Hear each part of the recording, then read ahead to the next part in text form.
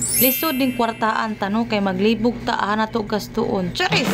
For today's video ubanimi ninyo mga tumig Hillside Food Park palao kay didto mi mangaon. Actually daghan mong kapilian dira sa Hillside. Sumao to no na nami karon diri sa ABC Food House Best Sisig in Iligan. So wala na ko nagdugay, nag-order na ko aning mixed Filipino seafoods or gitawag nila og bola base, which is na ay crab, clams, shrimp, squid, barilis. Good for 3 to 5 person na siya kay solid jud kaayo no. It's only 259 pesos only lamang.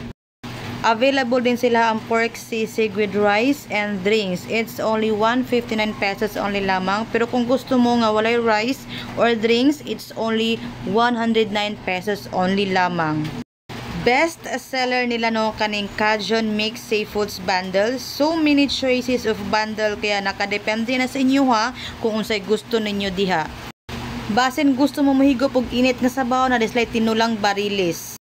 Basin gusto mo mapabugnaw, hangad lang mo gamay sa taas na atay Max Mango dira no. Buy one take one, it's only 120 pesos only lamang. Lami kay siya guys, igsip sa lami, brato ra jud kaayo. Gani na hapsay karon gubot na. Nunsa man to panghipos mo rabi? Ano pang hinintay niyo diyan? Kain na kayo dito guys. Open sila 5 PM until 12 midnight. O diba, solid kayo lang mga foods diri na. Dagan mga pilian sa gusto ninyong mapilian diri. So that's all. Thank you, Max Mango!